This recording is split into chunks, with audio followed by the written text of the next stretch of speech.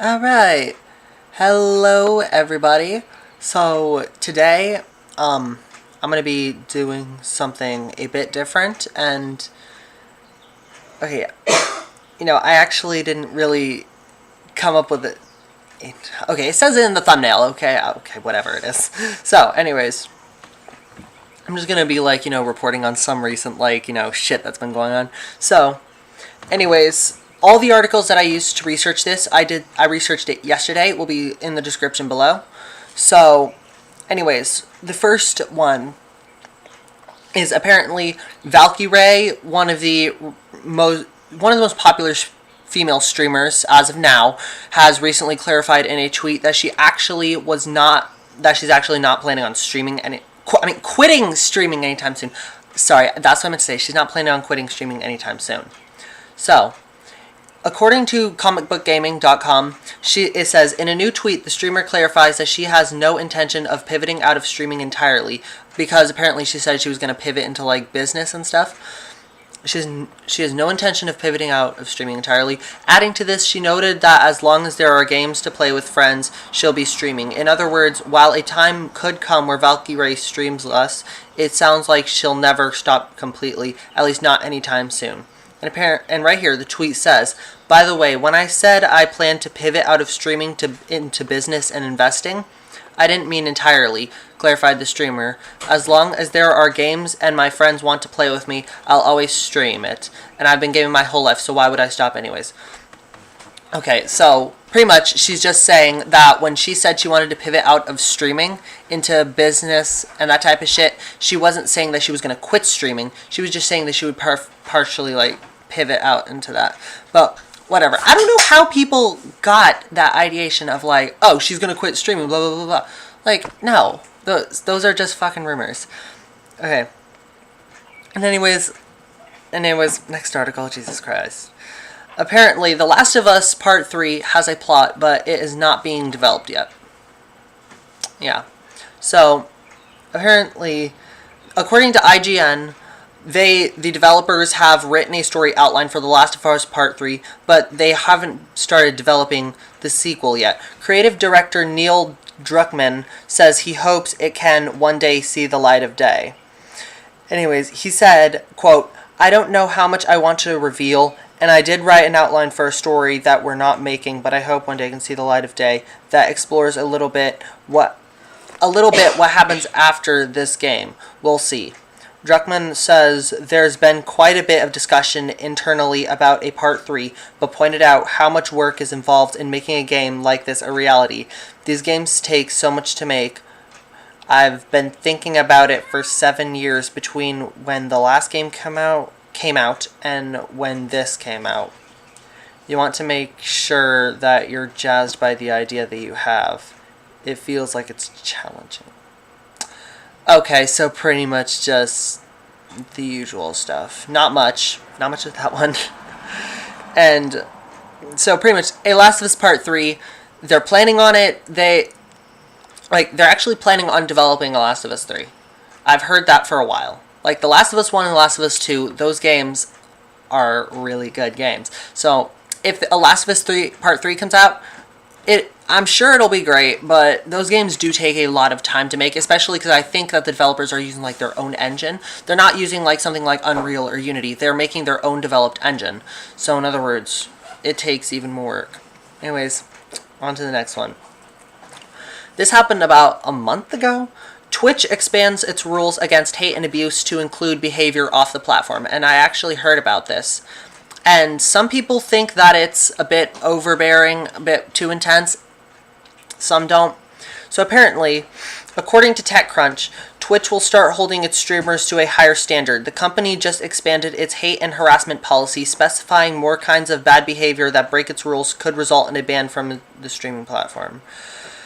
The news comes as Twitch continues to grapple with reports of abusive behavior and sexual harassment both on the platform and within the company itself. In December, Twitch released an updated set of rules designed to take harassment and abuse more seriously. And Twitch's policies now include serious offenses that could pose a safety threat. even when they happen entirely away from the streaming service. And those threats include violent extremism, terrorism, threats of mass violence, sexual assault, and ties to known hate groups. And, you know, those ones right there, I personally, like, I do agree with that because, like, it could, like, put, like, a bad image on the platform. But some people actually do think it's a bit overbearing. I actually saw some things on Twitter, people saying, oh, they're trying to control your behavior off stream, that's fucking ridiculous. No, they're not trying to control it. They're just saying, if you do anything violent off stream, you'll probably get banned. And also, now, not too long ago, like, Twitch had actually updated its terms of service, like, at the beginning of the year, pretty much banning words like virgin and simp, whether it's used as an insult or not. If you say simp or virgin on live stream on Twitch, you could apparently get permanently banned. Or if you say it in someone's chat. Like, you could say something as little as saying, oh, I'm a virgin, as in saying you've never had sex before, not insulting anybody, not insulting yourself. You just say it. The words just come out of your mouth, and it's like you're just hit with a ban, like, immediately.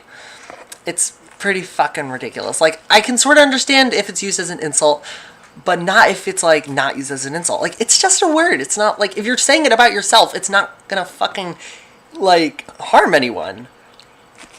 So, and apparently, while this policy is new, we have while this policy is new, we have taken action historically against serious, clear misconduct that took place off service, but until now, we didn't have an approach that scaled.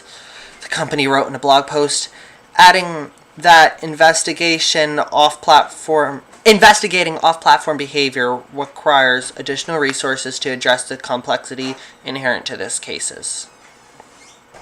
And also, Twitch cites its actions against former President Donald Trump as the most high-profile instance of off-platform behavior resulting in enforcement. The company actually permanently banned Trump's account following the attack on the U.S. Capitol and later,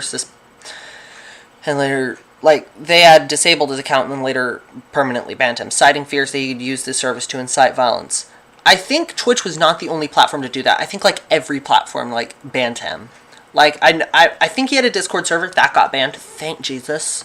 His Twitter got banned. His Instagram, all that shit, like, got banned, like, permanently. In late 2020. I thought it was late 2020. I had no idea it was in, like, early 2021. I didn't know it was that recent. I thought it was late 2020 because of all the shit he was doing. Anyways, to handle reports for its broadening rules, Twitch created a dedicated email address to handle reports about off-service behavior. The company says it has partnered with a third-party investigative law firm to vet the reports it receives. Okay. Apparently, it's hard to have a higher profile than the president, but Trump isn't the only big-time banned Twitch user. Last June, Twitch kicked off one of its biggest streamers without providing an explanation for the decision. Dr. Disrespect, I heard of that shit. It's fucking ridiculous. They haven't given an explanation. Going on a year later, no one seems to know why Dr. Disrespect got the boot from Twitch, though the company's insistence that it only acts in cases with a preponderance of evidence suggests his violations were serious and well corroborated. Okay. First of all, there are a couple points I'm going to make. Now, Twitch actually is like, there are some cases where Twitch is like way overbearing in its rules. And there are some cases where it's like, okay, like they're not doing what they said they're going to do. Like, there are some people who have gotten permabanned for shit that they have literally had no control over, that they have never done. Like, I think someone, like, actually got banned because apparently someone in there who lives in their house without warning had, like, walked into the room without wearing anything or something, and then they got permabanned. Like, they had no, like, you can't control what other people do. And they got permanently banned and just completely kicked off. And apparently they were, like, a partnered streamer. So, now, that I do think is very, very ridiculous. But I do agree with Twitch's recent rules of, like, banning people who have, like, associations with hate groups, people who have committed sexual assault. I, like, 100% agree with that. Because, you know, those people, like, like, they need to be punished. Like, you know, they need to be punished for all the shit that they have done. And, you know, I feel like, you know, it's not necessarily enough, because, like, if you do that shit, you're of course gonna have legal issues. But I do feel like Twitch is taking, like, you know, sort of like a step in that. Except, you know what I mean. Okay, anyways. It's just all the shit that I was gonna go over today. Anyways,